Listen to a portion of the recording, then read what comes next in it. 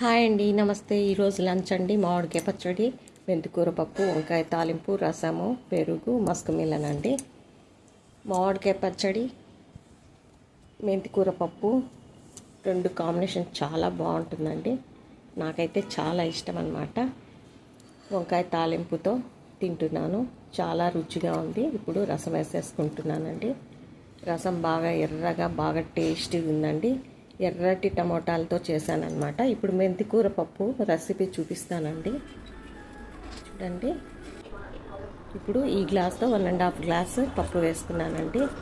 నేను కుక్కర్లో 2 చిన్న మెంతికూర కట్టలు తీసుకున్నాను అన్నమాట.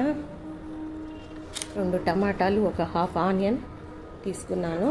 ఇవి ఎండుమిర్చి అండి, ఒక 10 ఎండుమిర్చి తుంచి విత్తనాలు తీసేసి పెట్టుకున్నాను. ఇవి పోపుకండి, ఇది పోపుకేనండి. ఇవి పోపు దినుసులు, కొద్దిగా కారం అండి, వెల్లుల్లి రెబ్బలండి.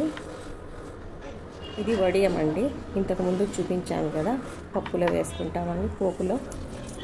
ఇప్పుడు పప్పు కడుక్కుంటున్నానండి. వాటర్ వేసేసుకొని బాగా శుభ్రంగా కడుక్కొని, మెంతికూరలో కూడా సాల్ట్ వేసుకొని కడుక్కున్నానండి.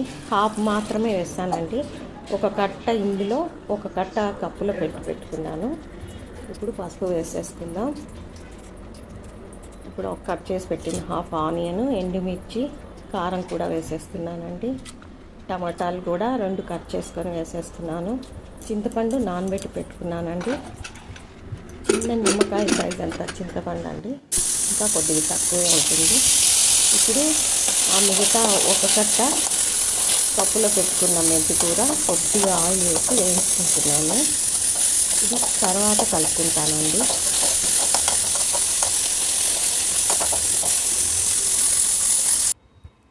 ఇలా చేస్తే పప్పు బాగుంటుందండి. ఇప్పుడు పప్పు రుద్దేసుకుందామండి. చింతపండు నీళ్ళు వేసుకున్నాను, కొద్దిగా ఉడికించి రుద్దేసుకుందామండి. చింతపండు నీళ్ళు వేసాం కాబట్టి కొద్దిసేపు ఉడికించాను అన్నమాట. ఇప్పుడు సాల్ట్ వేసేసుకొని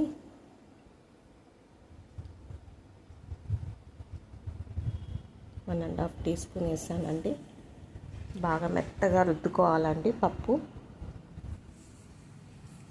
మీకు పప్పు ఎర్రగా రావాలంటే గుంటూరు మిర్చి వేసుకోండి. టేస్ట్, కలర్, కారం అన్నీ బాగుంటాయి. నేను మామూలు మిర్చీలు వేసానండి, మేము కారం ఎక్కువ తినము, అందుకని. మరి కారం పొడి ఎక్కువ వేస్తే టేస్ట్ చేంజ్ అయిపోతుంది. చూడండి, ఇలా వచ్చింది. నేను మెంతాకు వేయించిన కడాయిలోనే పోపు పెడుతున్నానండి. ఇప్పుడు ముందుగా ఆయిల్ వేసుకొని ఆవాలు, జీలకర్ర,